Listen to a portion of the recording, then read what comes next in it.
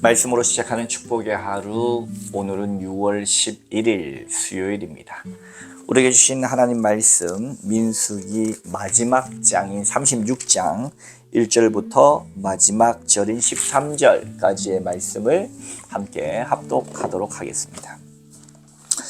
요셉 자손의 족속 중 므낫세의 손자 마길의 아들 길르앗 자손의 종족들의 수령들이 나왔어 모세와 이스라엘 자손의 수령된 지휘관들 앞에 말하여 이르되 여호와께서 우리의 주에게 명령하사 이스라엘 자손에게 제비 뽑아 그 기업의 땅을 주게 하셨고 여호와께서 또 우리 주에게 명령하사 우리 형제 슬로보앗의 기업을 그의 딸들에게 주게 하셨은즉 그들이 만일 이스라엘 자손의 다른 지파들의 남자들의 아내가 되면 그들의 기업은 우리 조상의 기업에서 떨어져 나가고 그들이 속한 그 지파의 기업에 첨가되리니 그러면 우리가 제비 뽑은 기업에서 떨어져 나갈 것이요 이스라엘 자손의 희년을 당하여 그 기업이 그가 속한 지파에 첨가될 것이라.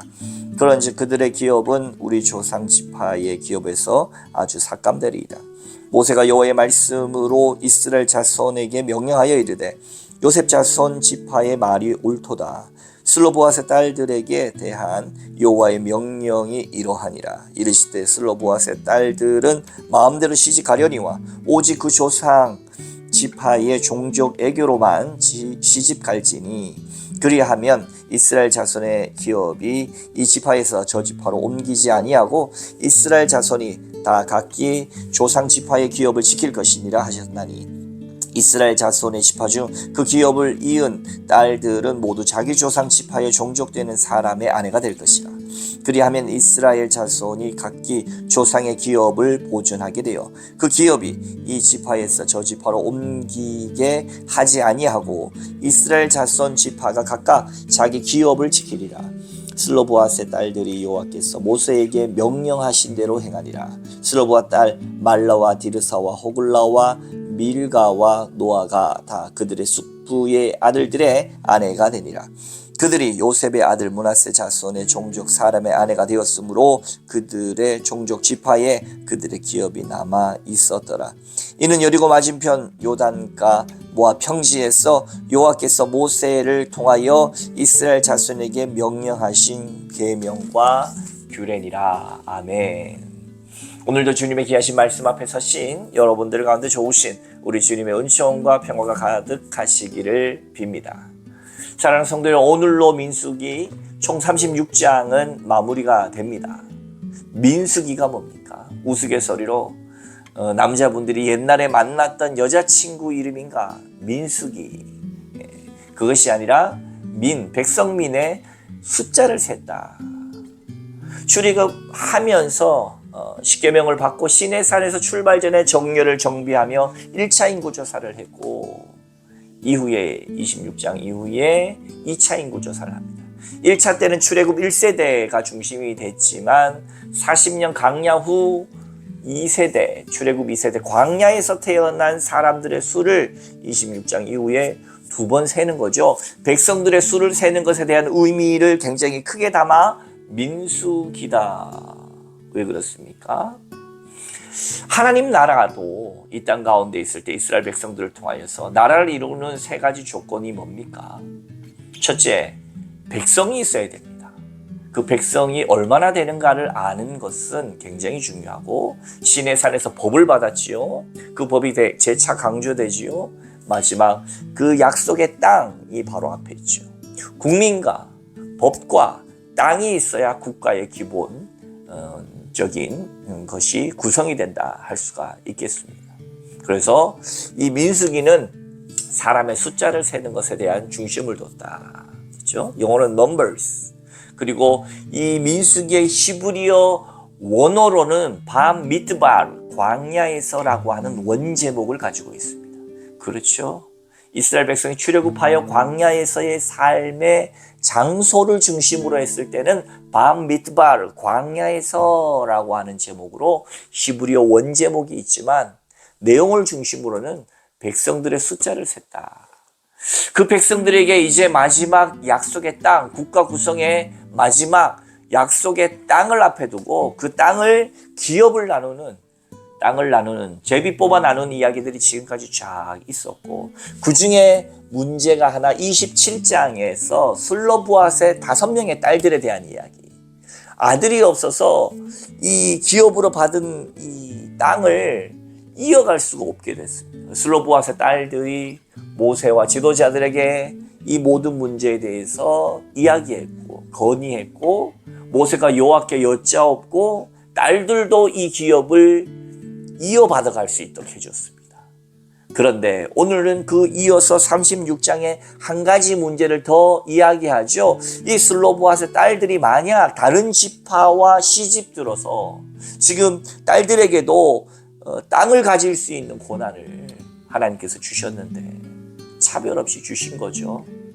그런데 좋은 의미로 선의로 줬는데 이들이 다른 지파와 결혼해버리면 원래 분배된 그 지파의 땅이 계속해서 이어가야 하는데 다른 곳으로 넘어가 버리니 이 문제는 어떻게 할 것인가 라고 지금 문제를 제기하는 겁니다. 2절, 이르되 여호와께서 우리 주에게 명령하사 이스라엘 자손에게 제비 뽑아 그 기업의 땅을 주게 하셨고, 여호와께서 또 우리 주에게 명령하사 우리 형제 슬로브앗의 기업을 그의 딸들에게 주게 하셨은즉 그들이 만일 이스라엘 자손의 다른 지파들의 남자들의 아내가 되면 그들의 기업은 우리 조상의 기업에서 떨어져 나가고 그들이 속한 그 지파의 기업에 첨가되리니 그러면 우리가 제비 뽑은 기업에서 떨어져 나갈 것이다. 이 보존되지 않는다. 주님 주신 기업이 지파마다 제비 뽑아 주신 기업이 정말 하나님께 배려로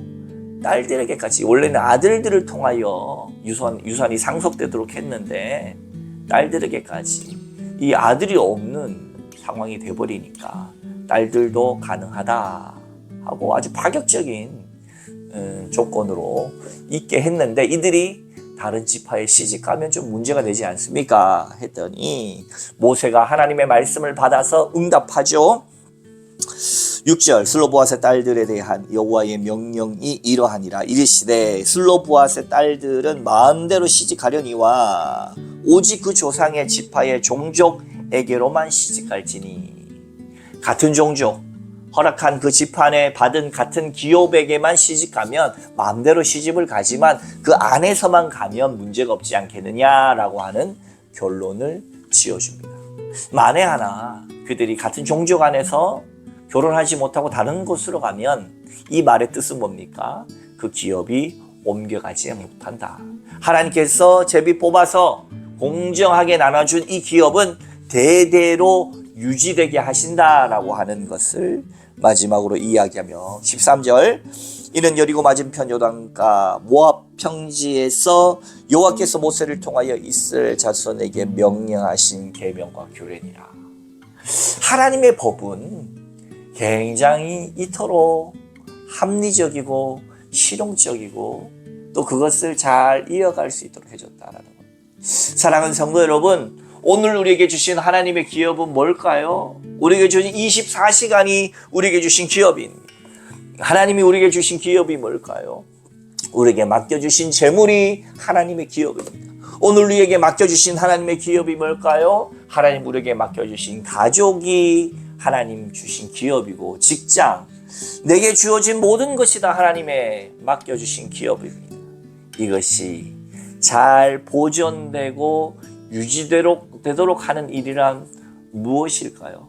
사랑하는 성도 여러분, 오늘 우리에게 맡겨주신 것, 청지기적 사명으로 이것이 내 것이 아니라 정말 하나님께서 맡겨주신 것이다. 그렇죠? 이것은 관념적인 설명이 아니라 진실입니다. 아무리 내 이름과 내 명의로 된 땅, 재산, 돈, 그 무엇이라 할지라도 내가 하나님께서 내게 생명을 허락하지 않고 오늘 밤 내 영혼을 거둬가신다면 그것은 그저 종이 쪼가리에 불과한 것입니다. 내 것은 아무것도 없습니다.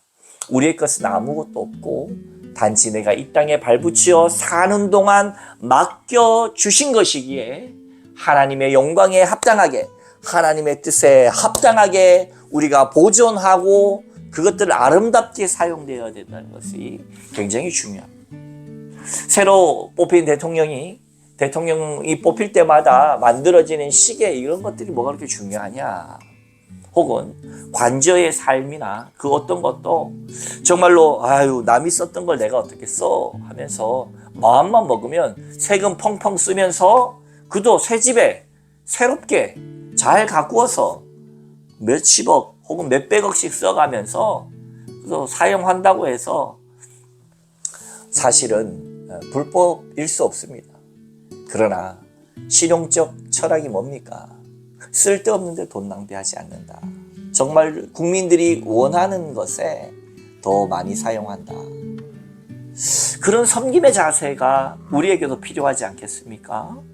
우리가 교회의 재정도 마찬가지고 가정의 재정도 마찬가지고 어차피 우리에게 맡겨주신 것이지 내 것이 아니기에 하나님 보시기에 가장 많은 하나님의 백성들이 혜택이 받을 수 있고 하나님 보시기에 가장 합당하게 사용될 수 있는 것이 무엇인지 우리가 정말로 기도하면서 나가야 합니다. 우리에게 맡겨주신 것, 오늘의 내 생명, 내 모든 것, 나의 어떤 배부름이나 가치만을 위한 것이 아니라 우리가 써야 될 것은 써야 하지만 정말 하나님 나라 영광을 위해서 하나님 기뻐하시는 곳에 재정이 투입될 수 있도록 우리가 함께 고민하는 것도 굉장히 중요한 것이다 할 수가 있겠습니다. 하나님 기뻐하신 거 뭡니까? 영혼 구원입니다.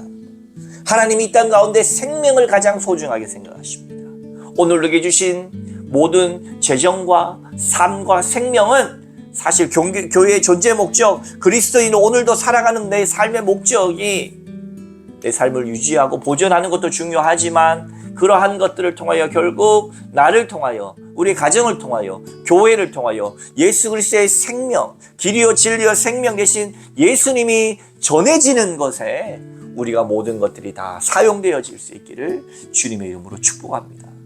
생명을 구하는 일, 주님을 알지 못해서 정말 낭만 가운데 있고 주님을 알지 못해서 소망 가운데 있고 예수님을 알지 못해서 허랑방탕한 인생을 사는 자들에게 삶의 참 길이요 진리를 예수님이 정말 우리의 삶의 길이요 진리요 생명이라고 고백한다면 그분을 전하는 일에 우리가 온전히 삶의 모든 것들을 정말로 헌신해 드리는 것은 가장 가치 있는 일이다 할 수가 있겠습니다.